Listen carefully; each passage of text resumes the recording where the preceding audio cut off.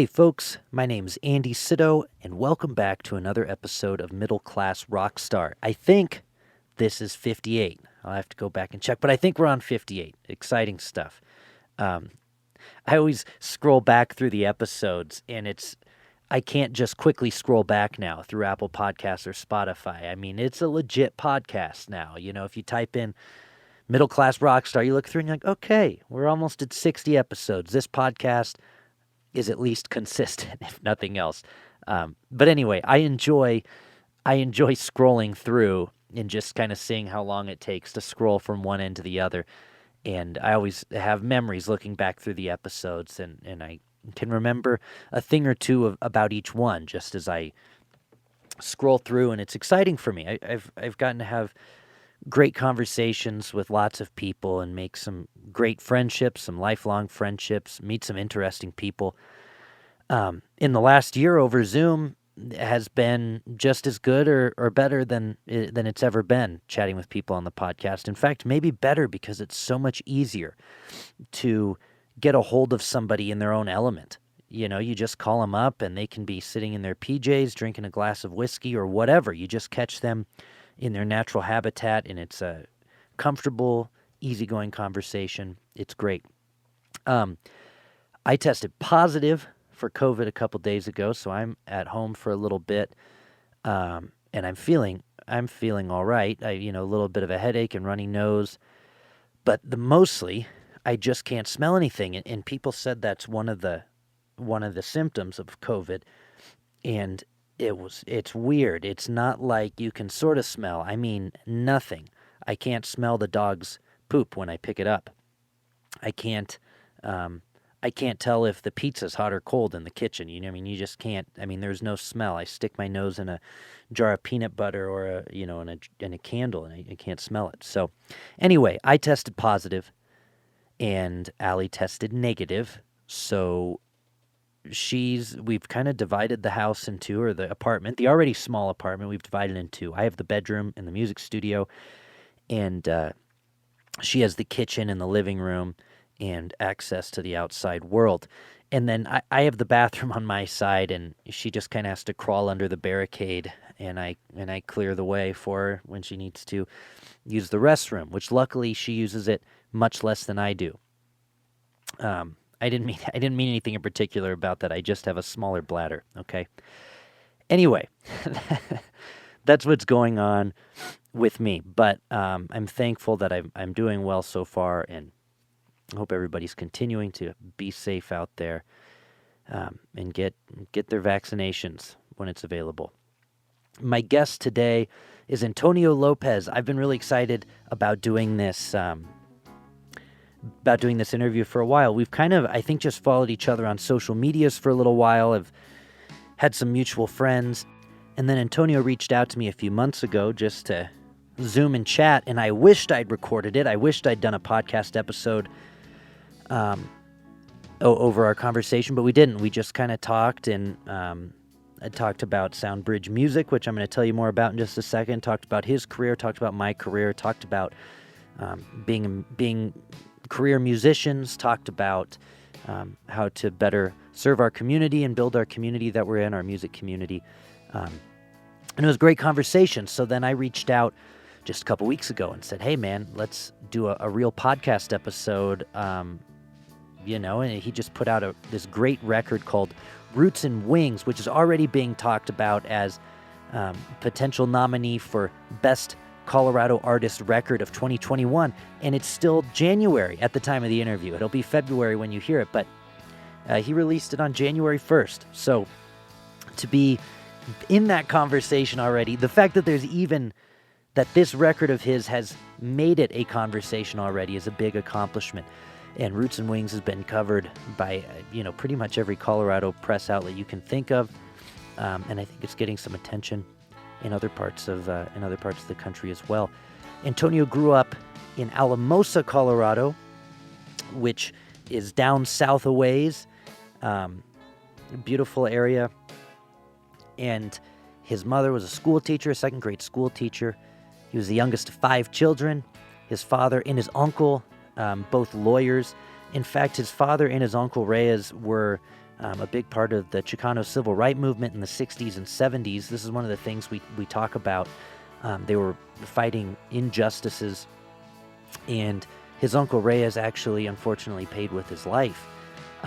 He was in a car bombing in Chautauqua Park in 1974 in Boulder. His father was disbarred for a time. He had to give up his license on some trumped-up charges and eventually got exonerated, got it back, luckily. But they went through a lot fighting for their beliefs, and that's one of the things we chat about, and it's just kind of a breathtaking story. We also talk, and these songs, I should say, are deeply personal. So if you go through and listen to this record, we're going to listen to a couple tracks, don't you worry, off Roots and Wings. But if you go through and listen to this record and you're somebody who really listens to music, there's a lot of deep stuff to be found in the lyrics, deeply personal things to be found in the lyrics. And if you're just a casual gym listener, at the very least, you'll find yourself Googling whether or not Ford actually manufactured any vehicles in 1942. That's all I'll say about that for now. We also talk about his crowdfunding campaign. If you're a musician, or pretty much anybody at this point, you've heard of crowdfunding. It's where you have a product that you're trying to fund, and you reach out to people for help on it, and you offer incentives. Well, Antonio did this very, very, very well. He had over 300 backers and made about $21,000 to help him in the making and the promotion of Roots and Wings. So I chat with him about that. How did you do it? How did you get that much help? How did you know it was the right time to do a crowdfunding campaign? We talk. I keep going through the conversation in my head and giving out more and more of it, but I think I should just jump in and let Antonio talk and not me. This is the part of the show right before we jump in where I will prompt you to join my Patreon page, but I'm not going to do that today. Today I'm going to talk about something that Antonio is deeply involved in called SoundBridge Music. And I'm reading from their website, Our Mission, SoundBridge Music supports and empowers local musicians to make a difference, enriching our community through music. In their background, SoundBridge Music is a 501c3 nonprofit corporation incorporated in 2017 in Longmont, Colorado. I hope I read all that in the technically correct way, but I may not have. The organization was founded as a grassroots effort to use the power of music to make a positive difference in communities across the Front Range. Harnessing the talents of local musicians, SoundBridge Music connects artists with opportunities to bring music to those in need of the unique comfort, empowerment, healing, and sense of belonging that only music can provide. If you go to soundbridgemusic.org, soundbridgemusic, but all one word, .org, you can scroll down to the very bottom of their front page, and there's their homepage, and there's a donate button, and you can do a one-time donation or a monthly donation, and that helps them to do good things for musicians, to do good things for the community. They apply for grants, they write grants, and it's a great organization. So instead of talking about my Patreon page today, if you want to support in a monetary way this week, go to soundbridgemusic.org, scroll to the bottom, hit that donate button. Okay, let's jump into the show. A quick shout out to our sponsors. Patrick at PQ Mastering puts the finishing touches on this podcast. For any of your audio or restoration needs, go to pqmastering.com. Also, Narrator Music. For simple and affordable licensing for sync, go to narratorrf.com.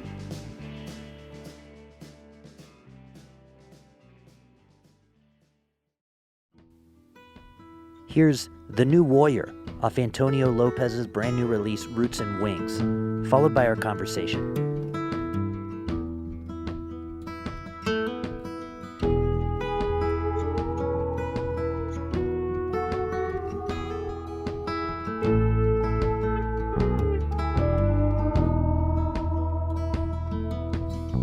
The new warrior needs no sword,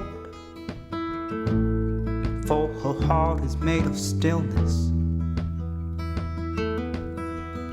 Draws no borders and claims no flags, just expands her lungs with fullness. The weapons that she wields all compassion and insight. It's not a battle between the good guys and the bad guys. We all contain the shadows and the light.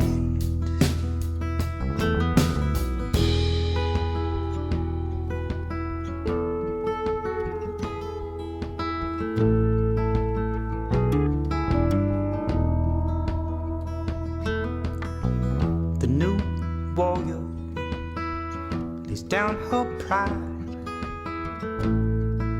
and opens her heart to listen.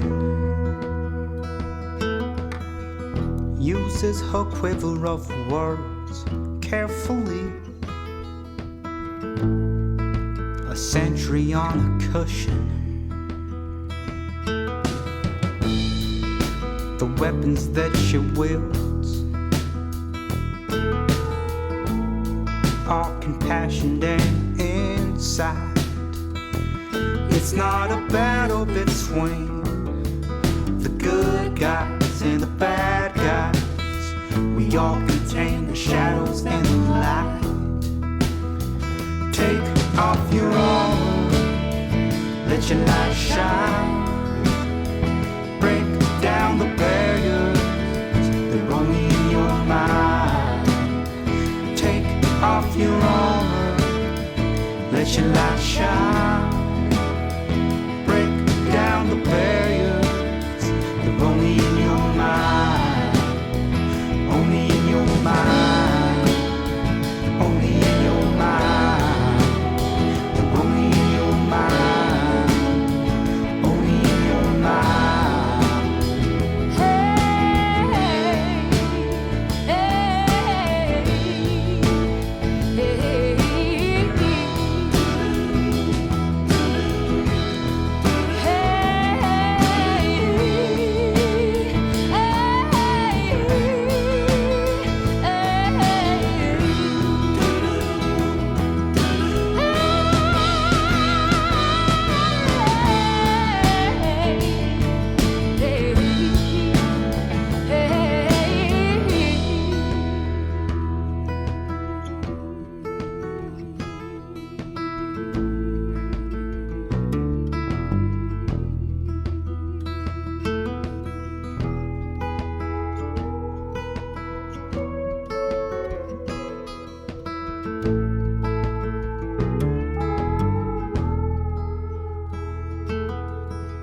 The heat of compassion can burn us up. Gotta temper it with cool wisdom. From that space, we can understand the radical interdependence of all systems. The weapons that we wield are compassion and insight. It's not a battle between the good guys and the bad guys. We all contain the shadows and the light. We all contain the shadows and the light.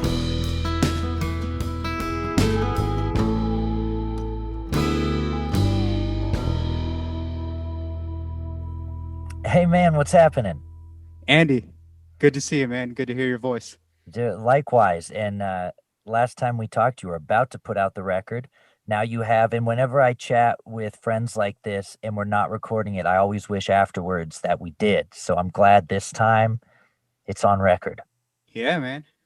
We'd talked about doing this podcast for a while, so I'm glad we're finally making it happen. Yeah, I appreciate you taking the time. And, you know, Roots and Wings just came out, and I want to delve into that. But one thing I want to start off with is the shit that you did well with this record in the promotion aspect that most people do not.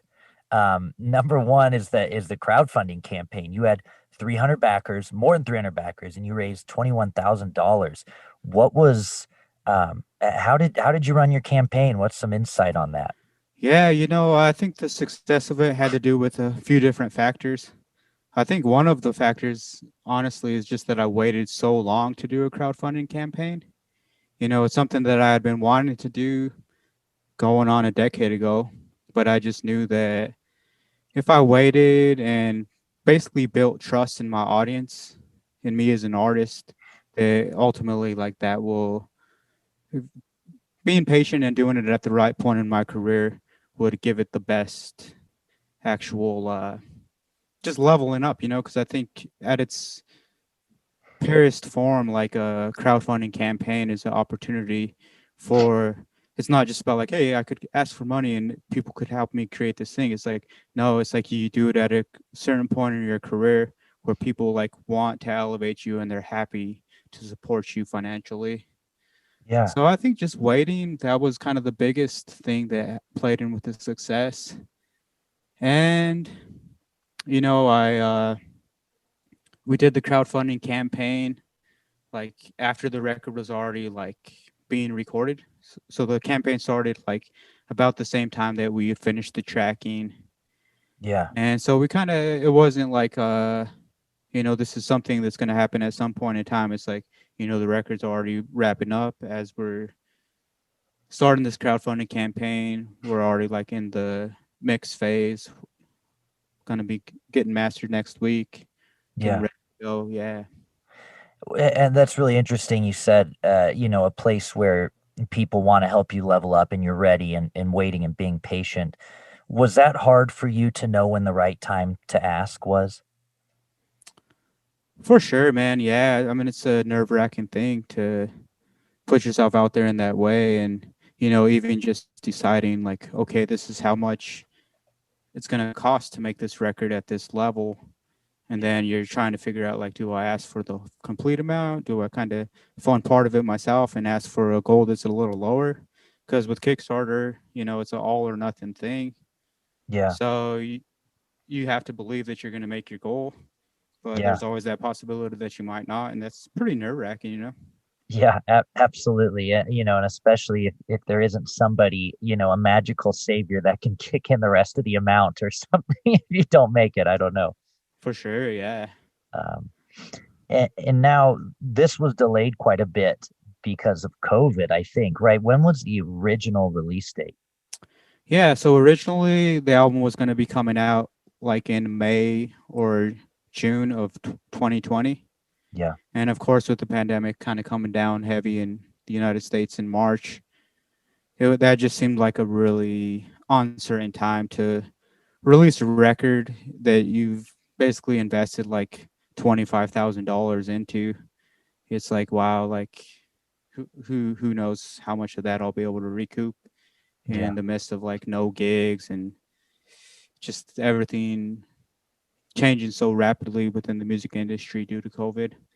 So yeah, I just kind of sat on the record for a while and just kind of regrouped, try to regain some of my confidence, some of my spirit, basically, man. Because it's as you know, being a working musician yourself, the pandemic, like those first couple of months of it, it was like you have to evolve super fast and just figure out how you're going to keep the bills going, how you're going to keep living, all that kind of stuff. absolutely, Yeah, absolutely. Um, and now it ended up coming out on January 1st, um, correct. Yeah, 2021. So, I guess 7 months, and we're still sort of in the midst of what's going on. I know we're playing live a little bit, but nobody knows how much we're going to be able to do that.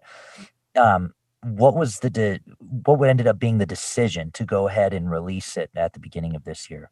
yeah. So honestly, the biggest factor with that is just like I had been telling people during the Kickstarter campaign that, hey, it's like the campaign's gonna finish, people are gonna get their rewards, the album's gonna come out pretty fast.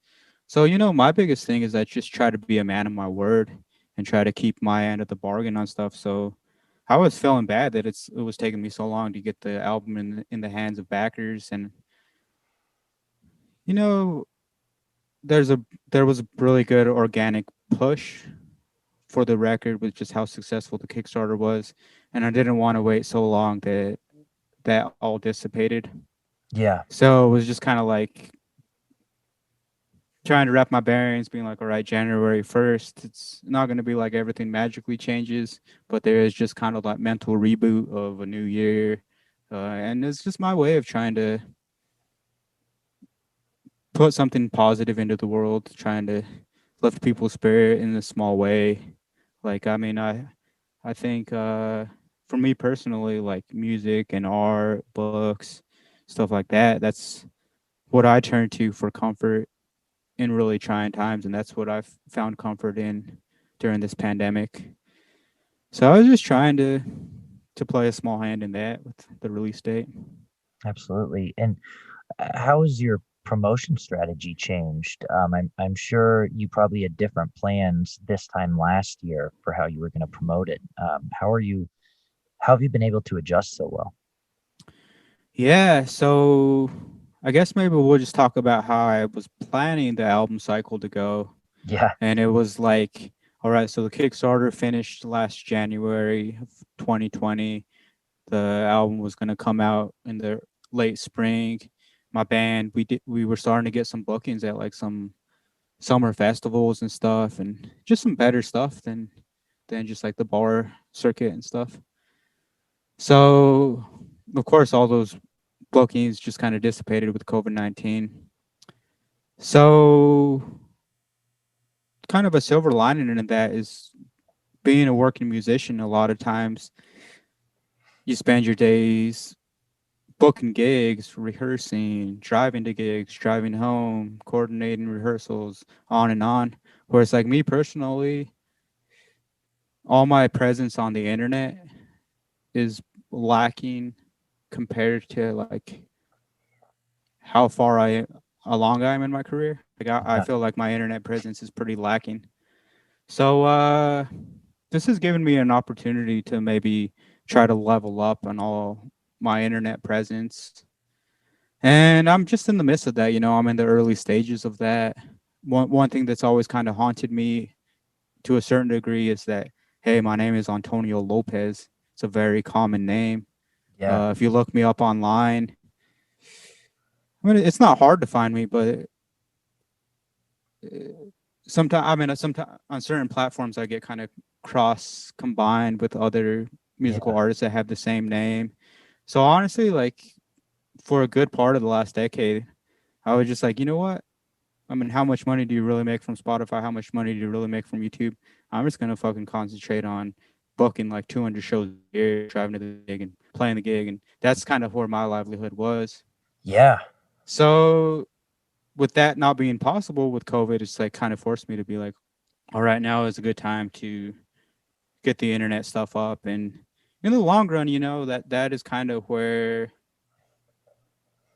it's kind of a longer outlook that you need to have, but that is kind of a long run vision that you need to have, you know, because it's like, how do you really expand out of the town that you live in, the region that you live in? Yeah. It's through the internet. Yeah. And as basic as that sounds, and like music business 101 as that sounds, like sometimes that's one of the things that's at least for me personally, that's one of the things that I kind of always relegated to the bottom of the to-do list. Yeah. It's interesting too, because I feel like people in our age group was maybe the cutoff of where we grew up wanting to be musicians, and our vision was going out and playing live because that's what it was. Whereas now a lot of the kids growing up are just finding music online. And we weren't necessarily doing that yet. We were still going to shows. So Totally, yeah. we're in a weird place where I think we're young enough to adapt, but also old enough, that it's not all about the internet. Yeah, totally, man. It's a struggle. Like just a kind of a footnote on that. So I was born in 1986, and my family we didn't really get like a family computer till like I think I was like a senior in high school. Oh So it's wow. kind of late to the game. And even now, man, I'm it's like even my words per minute typing skills is lacking. Like I should just do some like typing classes because that would probably help me up my music game just to be able to type emails faster and stuff. That makes me appreciate your credit where it's due Facebook posts even more, because some of those are a couple paragraphs long, and that might take some time to, to hit those together. And you've been doing cool stuff like that on social media. I notice you've been not just thanking everybody, but doing an individual gratitude post for everybody that worked on the project. And I think that's a really um, cool thing you've been doing on social media that you don't see everybody do. A lot of times it's just one post. Thanks everybody who worked on it. Tag, tag, tag, and move on. But you've really taken that extra time to show gratitude to everyone. Yeah, I'm super grateful to my bandmates, and my producer. Uh, I'm fortunate enough that my band in real life is the same band that's on the record, and it kind of blows my mind. Like honestly, like the band that I've been able to assemble, because it's not really like I have tons of finances to like take care of them really well financially. So being that they're all playing with me, that means that hey, they really dig the music. Yeah. And just by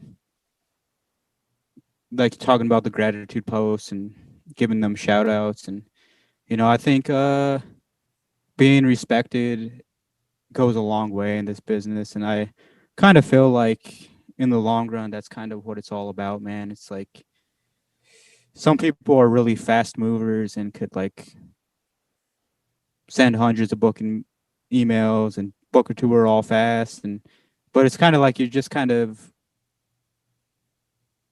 using the network for your own gain as opposed to like being a member of the community. Yeah. And me personally, like I think it's kind of easy to kind of see when people contact you and talk to you, like if they're just kind of trying to serve their own interests or if they're actually trying to like bolster the overall scene and overall community.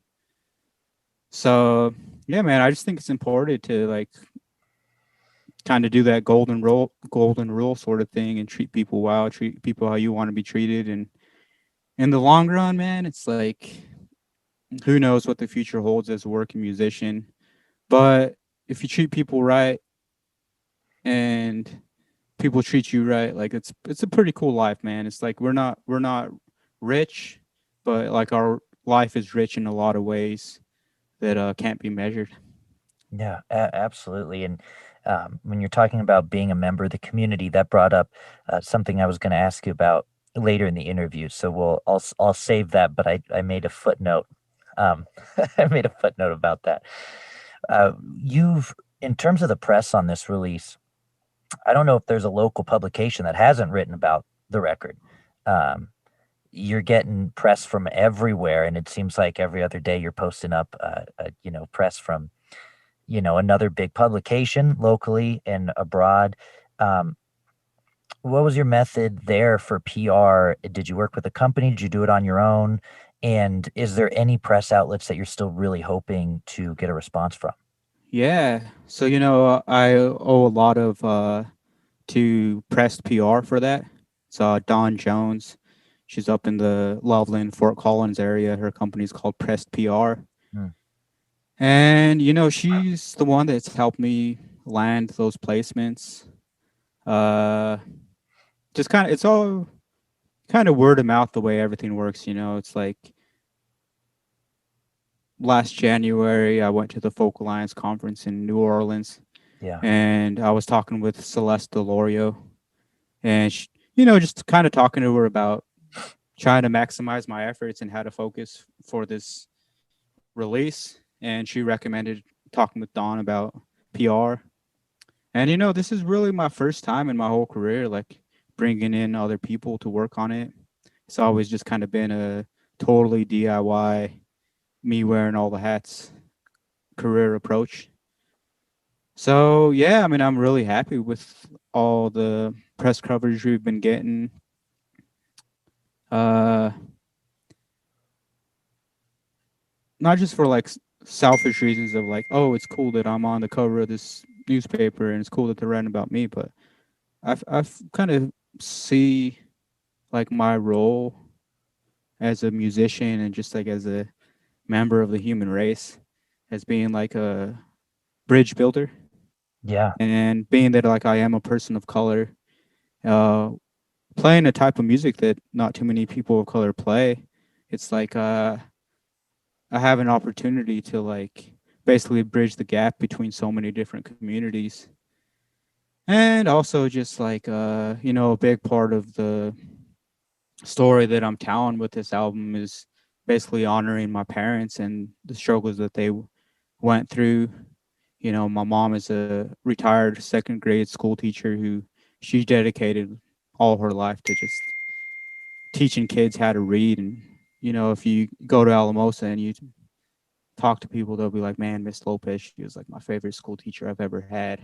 Yeah. And then my dad, like he's a activist and an attorney, and he was pretty involved all his life in just like social causes and the civil rights, and particularly like the Chicano movement in like the 60s and 70s in Colorado. And there's some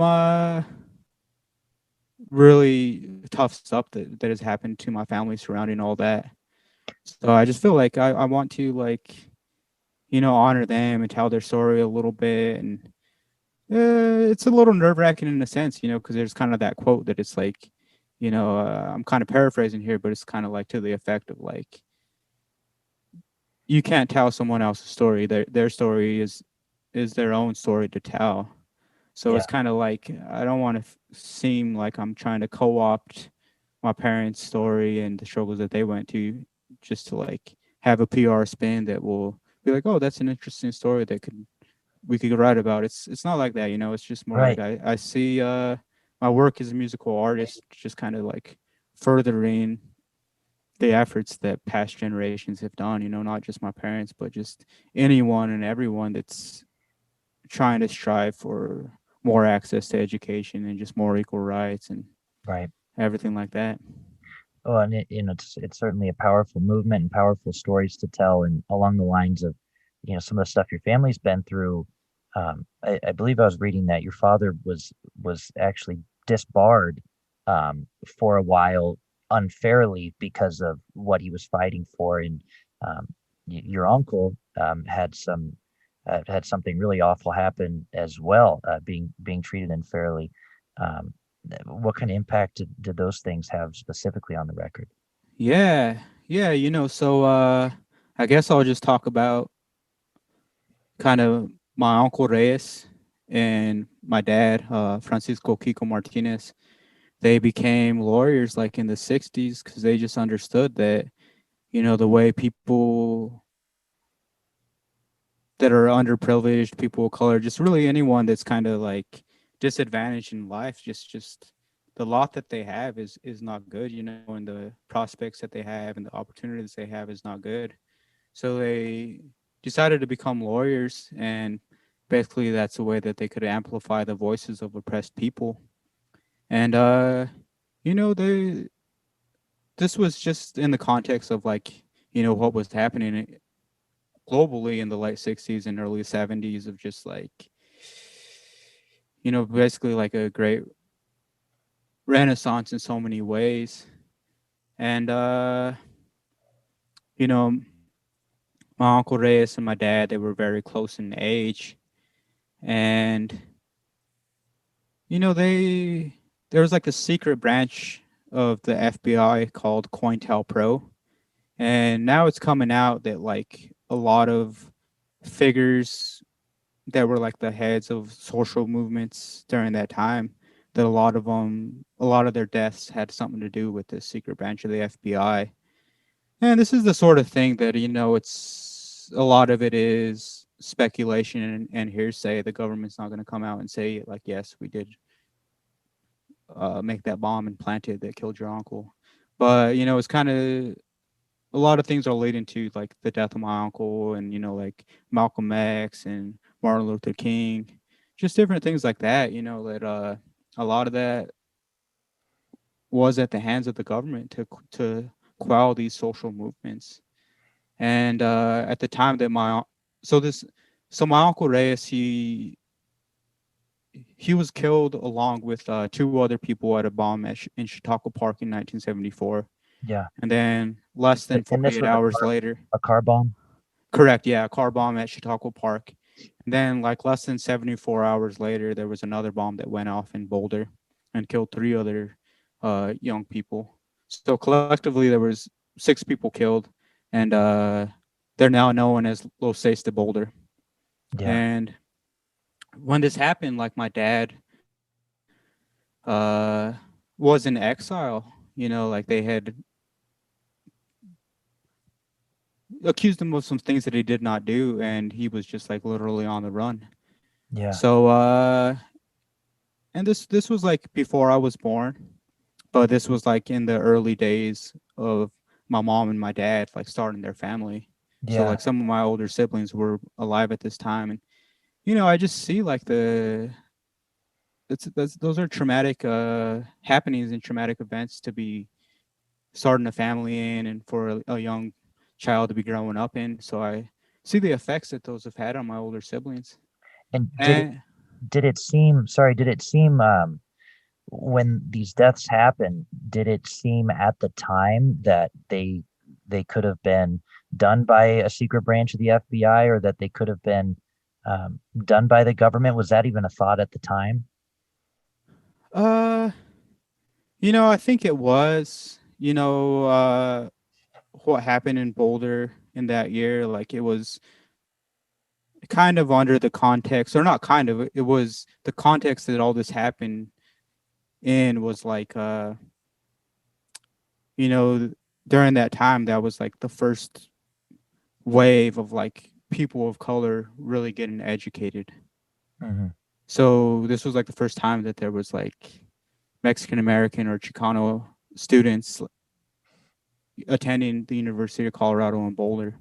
Right. And like a school of that size, like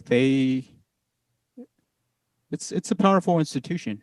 So like they have like student governments, but like basically like there's a Metro party, and it's like a basically like a Mexican American or Chicano student organization that was on the campus, and they decided to run for a lot of the public office that was for the students. Yeah. And basically because it was really unfair the way the Chicano students were being treated on the campus. And like the university was just withholding financial aid, because like if the kids, if they weren't getting that financial aid, eventually they would just have to drop out of the school. Right. So that's kind of how one tool that the university was using to basically not have as many people of color on the campus. Right. So that's kind of what was happening. And there was even like an occupation of a building on the campus that the students took over for a while, and they were just trying to be like, hey, like, why are you withholding these financial aid payments? Like, we got good grades, we met all the stipulations to receive that aid, and so on and so forth. So that's just kind of like the context that those events happened under. Yeah. Oh, wow. And I was just listening to Malcolm Gladwell was talking about Brown versus Board, Yeah. um, and how maybe the big mistake of that was not integrating the teachers and the administration first, and having teachers of color, administration of color in white schools, and vice versa, and then integrating all the kids. And sort of what ended up happening was just a few children of color were forced to integrate into an all white community. And so some of these things that were happening, of course, were still extremely unfair. Um, and it's continued for years and years and years. Yeah. Yeah. I mean, it's crazy that, like education, it's a powerful tool. Yeah. And, it's a tool that certain communities just take for granted, and just take, it's just something that like, oh, it's just there. And you go to elementary school, and you go to middle school, and you go to high school, and you go to college, and you get a job, and you live your life, and you have kids and all that stuff. But Yeah. it's like, that roadmap of life not so there and not so open to everyone. Yeah. So it's like basically, like in a nutshell, like people may paint a lot of what happened in those days as like radicalism and like crazy, like radical actions. But it's like, you know what? People were just fighting for their children to have a better life Yeah. they had. Yeah. Yeah. And a truly equal opportunity. Hmm. So I want to talk about your upbringing a little bit. You're from Alamosa, um, and you chat about your family. You're the youngest of five, right? Correct. Yeah, I'm the baby. You're the baby. How? I mean, what's the age range of your siblings? Are you way younger than everybody? Oh gosh, yeah, it's quite the range. So my sister is the oldest, and then the rest of us are boys. And my sister, she went off to school. I remember when she went to college at the University of Colorado. And I'm trying to think if I was even, I don't even think I was in school yet when she went to school. Like, I think there's Wow, probably like yeah, I was maybe like 4 or 5 years old. So there's got to be like a 14, 15 year spread between us. wow, wow. And so, I mean, were your older siblings around when you were growing up? Did you get to know them as a kid pretty well? Yeah, we were all kind of spaced out. So like my brother Paquito is the closest to me in age, and it was kind of like he was around most of my growing up. Some of my older siblings kind of split the house sooner, but Yeah.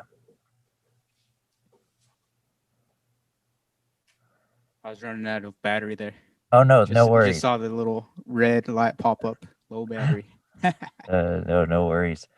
Well, these songs do seem to have a lot to do with your upbringing, and they seem to be very personal to you. And I know, the title of the album, "Roots and Wings," certainly says a lot. And in the song, you talk about how your mom gave you one, um, and your father gave you the other. And I think the quote that you heard on an airplane, correct, that sort of inspired that was, "There are only two lasting bequests we can hope to give our children. One of these is roots, and the other is wings." So did that kind of inspire a lot of these songs and the record in general? Totally, it did, man. So me and my wife Georgia, we got married in the summer of 2018. We've been together the better part of, or a decade plus now, but we just kind of waited a while to get married. But we were flying home from our honeymoon on Vancouver Island in British Columbia. And wherever I travel, I always pick up like a little arts and entertainment newspaper just to kind of get a pulse on what's happening in a place. Yeah, And there was this one called the New Agora, and there was just an article in there talking about basically like this new form of masculinity that wasn't about being macho and tough and putting up this wall. It was more about being vulnerable and open and just kind of discussing things a little more. And there was that quote in there that you said earlier. There are only two lasting bequests that a parent can give to their children. One of those is roots, and the other is wings. And that's something that maybe as a person ages, they realize that even more. yeah, Because when you're growing up, you kind of always feel like your family's maybe weird in certain ways, and there's certain things maybe you're just don't understand. But as you age and get more mature, you realize like you know by and large, like parents are trying to do the best they can given the circumstances that they have. So yeah, you gotta cut them a little slack, and honor them, and just realize like, hey, no one's family is perfect, no one's upbringing is perfect, but hopefully like you got those roots to understand where you came from, and like the wings are that opportunity and just like that future looking possibilities of the future. yeah, yeah, absolutely. And my favorite song on the record, to bounce around a little bit here, is "The New Warrior," and I love the album version of it. But then I saw a video of you doing it solo, and I loved that just as much. You've got a capo you've got like a is it does it capo three strings? Yeah, I love those little capos, man. I use those a lot. Yeah. Yeah, it's a really cool guitar riff. Chat about how that song came about. Yeah. So the backstory on that song is it's inspired by one of the closest friendships I've had in my whole life.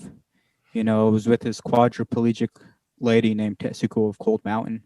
Mm, And the way Tetsuko and I met each other is it was like my sophomore year in college, like the last week of school. I'm looking to find a summer job. And this was in the days when you would look in the classified section of the newspaper.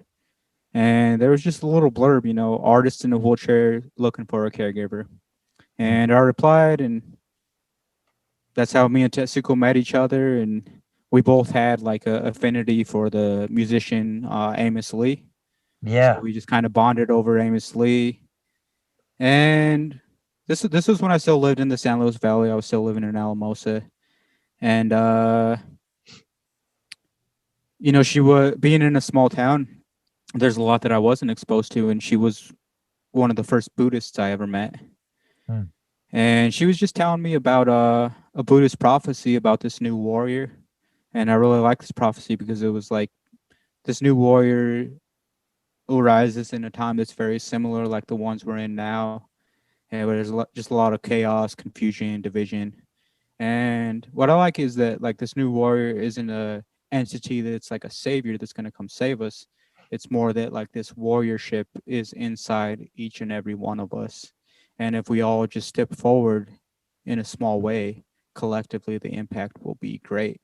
yeah, And warriors of the past, it's kind of about force and might and conquering.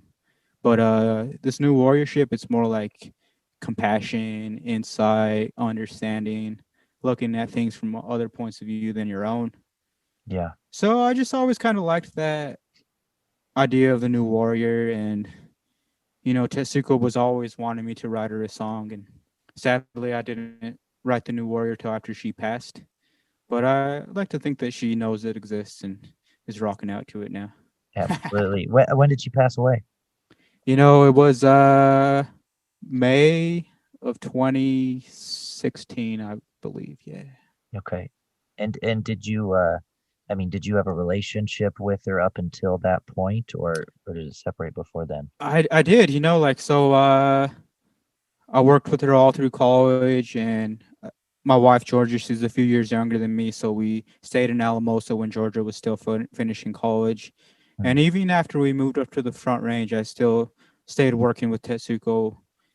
Like sometimes I'd take her on road trips, and I remember taking her on a really cool road trip, like down through like northern New Mexico, Santa Fe, going all the way out to like Arizona. 'Cause she was really interested in like just kind of like native cultures. mm, So we were just kind of visiting like this ancient city that still exists in Arizona called Old Robbie, and just taking these road trips. It's cool. It's cool having a friend that's a different age than you, and just has such a different background than you, and having those deep conversations with people that aren't like you. Like I found that priceless. yeah. Yeah. No, that's really neat. And I'll appreciate the song even more next time I listen to it. Now knowing the backstories, I'm sure our audience will too. You just talked about moving moving to the city. You know, Yeah. moving out of Alamosa. You came to Longmont. I think it was in 2012, and you had a job as a night janitor in public schools. Um, is there a correlation between that and the song "Going to the City"? And I think my favorite record on your whole album is "To Grow Farther from Nature is the Nature of Man." What was the impact of you as a person going from Alamosa to Longmont? What was the change for you? Yeah. So like a lot of people, that moment in time when you like kind of like fledge your wings and fly away from the nest, like that's an exciting time, a time that you dream about. It's a time that you idolize, and especially as a musician, growing up in a small town, you do dream about moving to the city and just kind of the opportunities that are there with music. Yeah. So, I was super idealistic, bright-eyed and bushy-tailed during those years, 2012. Uh, I think the same day we moved up this way, I went to the song school in Lyons, Colorado that happens before the Folks Fest. Yeah. And I just remember like everyone I met that day just being like, "Yeah, I just moved up here this morning and I'm going to be a professional musician." And they're just like, Wow. "Man, you're kind of crazy. Like, you know how hard that is." And honestly, dude, I had no idea how hard that was. I was just like super Yeah. idealistic, super green, coming from the small town, moving to the city. Yeah. And maybe you can't know how hard it is if you're crazy enough to get into it. I mean, at first, I don't know. Yeah, dude, I think you need to, like there's so many things about a career in music that are a bummer and will beat you down. Yeah. That it's like, and that's why there's so many people that are in the music field, and as they age, they kind of get grumpy and they kind of get like mean. But I think you need to hold on to like that, basically that naive spirit that it's like, yeah, you remember when you were like a teenager in your room and you had like posters on your wall of your favorite band. You were just listening to CDs and you were just like reading guitar magazines and just digging music. And it's like you have to hold on to that. And it's like if you hold on to that, like ultimately you'll be okay.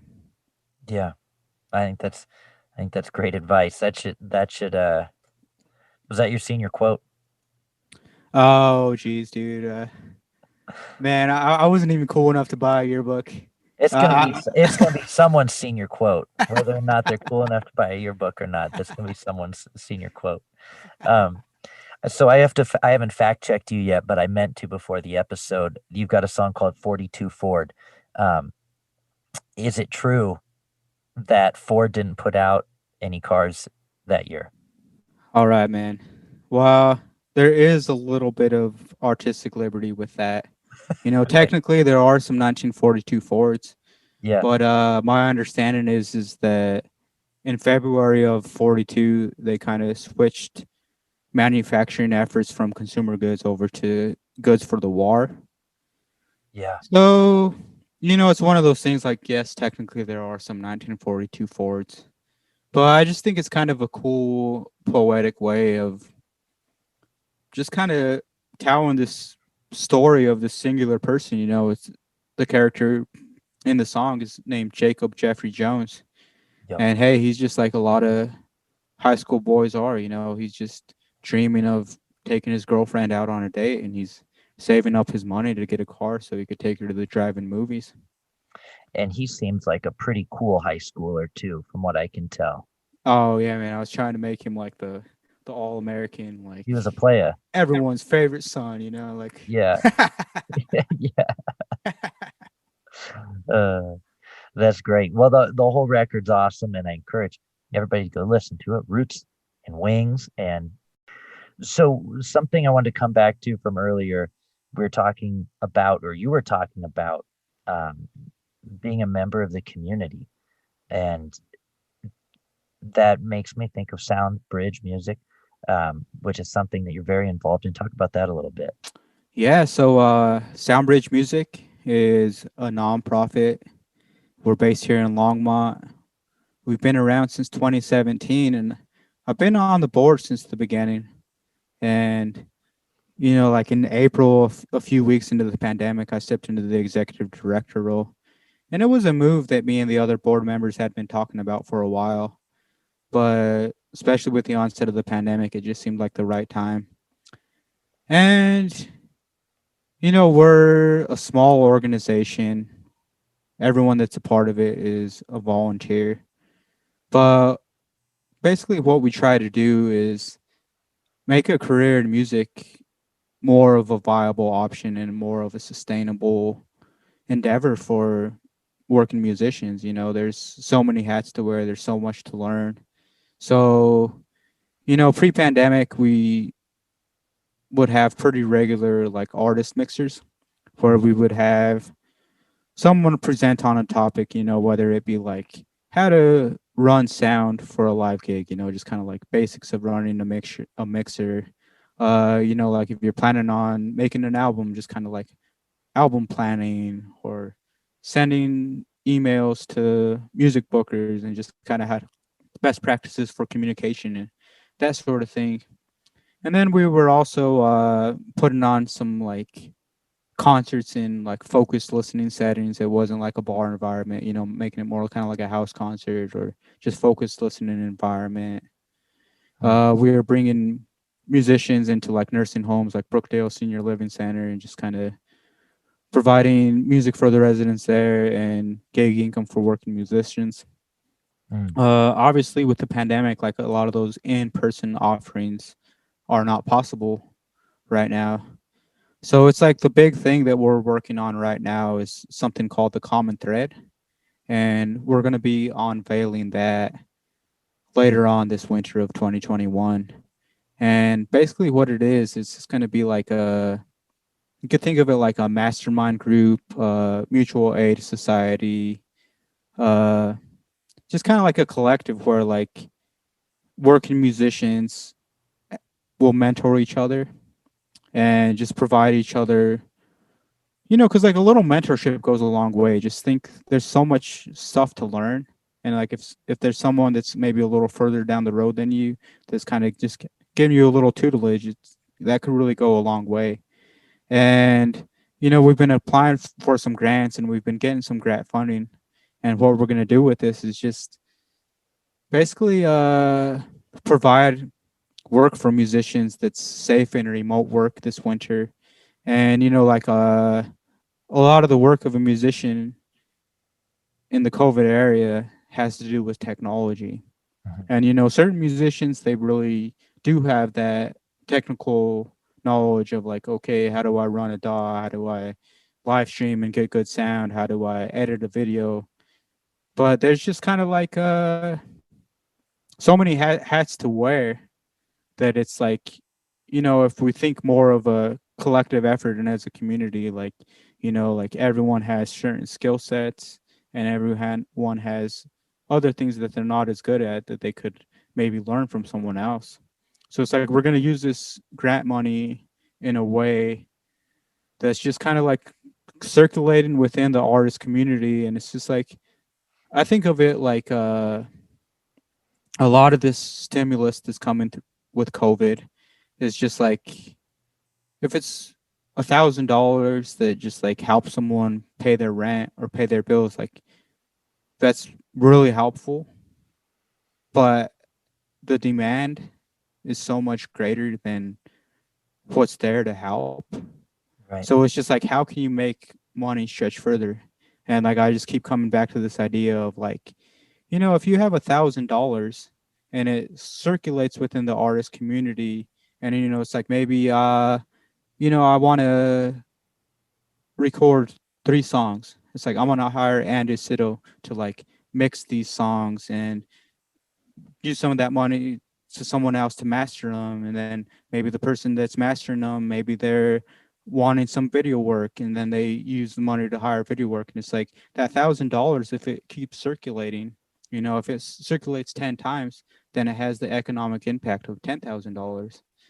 And Circulating within, getting money to the music community and then letting it circulate within the music community. correct, yeah.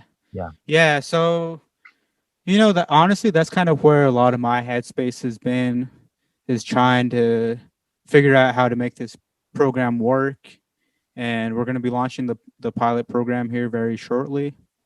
Yeah. And it's hey man, it's like honestly just being completely candid with you, like I do not have any experience being the director of a nonprofit.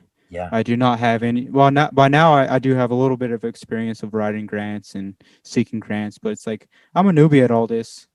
But it's like what I would hate to see is like the Colorado music scene really be decimated by COVID-19 and just like the gains and all the cool stuff that we've been able to make happen like in the last decade. Like if we get set back to where like like so many people have to move back home and bands break up and venues close and recording studios close, and it's just like if so much of the infrastructure of what makes the music scene vital and like breathe, a living, breathing thing. Like if we lose that, that's I just try not to think about that, man. But it's that's what keeps me up at night, you know, like Yeah. my own career and just like the career of you and everyone else that's a part of this scene. Well, it's really cool that you put so much emphasis not just on your own music and your own career, but also cultivating community and being an active member of that community. And what can people do that are listening? If they just want to help out, or how can they get involved if they're musicians? Yeah, so we that's a very good question, Andy. And for like musicians, the first step to getting involved with Soundbridge Music is just becoming a member artist. They could head over to soundbridgemusic.org, and there's a form that they could fill out and become a member artist. And membership is free. With that comes access to just like professional development workshops that we offer. You know, the gig opportunities are kind of non-existent, but during normal times there are some gig opportunities that we're able to connect people with. Yeah. And I don't want to pretend like we're like this big thing that's super successful. It's like, hey man, we're a small organization. We're still trying to find our niche. We're still trying to figure out how to best focus our efforts for the maximum impact. But I feel like when your heart's in the wrong, I mean, when your heart is in the right place, it's like everything else falls into place through time. Yeah. And you just have to believe that, man. It's really daunting right now thinking of the future being a musician. Yeah. But if you just think back to like, hey man, like why did we want to become musicians in the first place? And it's all about like a indescribable feeling and just like the connection that music is able to foster. So it's just like if we kind of get back to that as being the core of what we're concentrating on, Yeah. it's like the whole money side of things will you have to believe like it will ramp back up and there will be the money side of things. But it's just weird, like art and commerce and the way those two things intersect with each other. Like, yeah, it's crazy. It's a crazy mathematical equation. Absolutely. Absolutely. Well, thanks for sharing your knowledge on that. And um, yeah, if anybody wants to get involved, we'll have soundbridgemusic.org in the show notes. If you're just a music fan that wants to get involved somehow, or a musician wants to sign up, get some mentoring, give some mentoring, a little bit of both, whatever it is, or, performance opportunities when that comes back about, yeah, go check out the website. But thanks so much for chatting with me. Did we leave out anything? Oh, you know what, man? Sometimes when I do these interviews, I just feel like sometimes I know what I'm going to say, and sometimes I'm just kind of like going off, man. So I better spare the listeners of your podcast so they come back for your next episode. Well, it's been great, and we're gonna play out the episode with another one of the tunes off the new record. So thanks so much for coming on. And if you would stay on the line with me for just a second, but I'll pause the interview. All right, sounds great. Thank you, Andy. Thanks.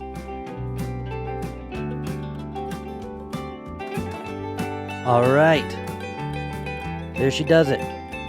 Thank you, Antonio, for your time. Thanks for coming on. Thanks for your friendship. I appreciate it very much.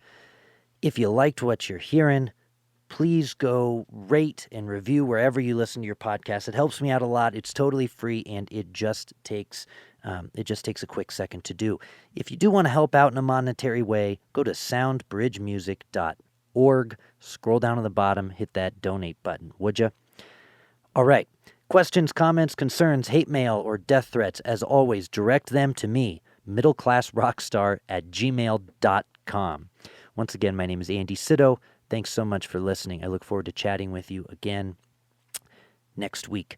We're going to play things out with another one off Antonio's newest release. This song is called 42 Ford. Jacob Jeffrey Jones was a triple threat. Had his pick of the girls in the 12th grade. Kathleen Susan Clark was his drug of choice.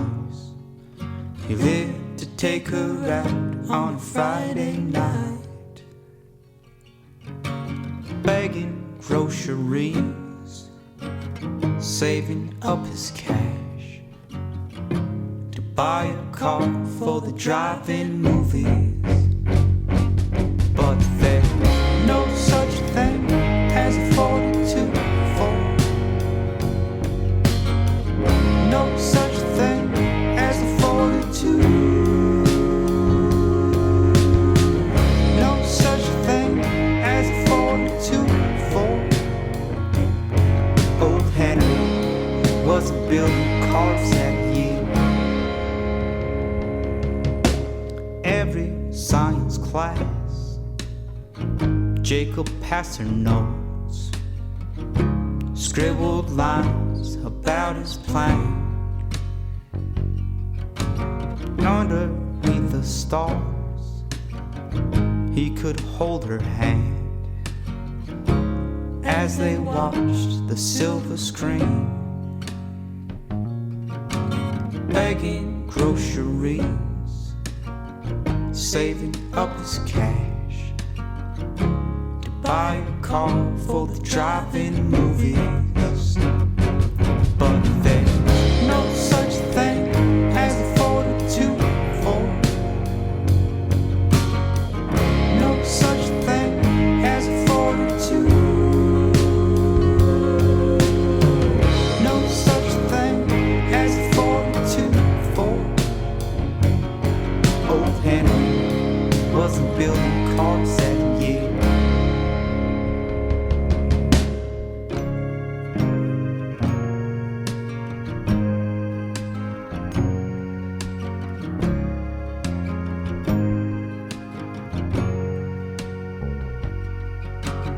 Walking after school, Jacob checks the mail. No love letters, just a notice. Time to go to war, serve your Uncle Sam. It's time to go and be a man. With his last goodbye came a wedding ring. I'll be back for the drive-in movie.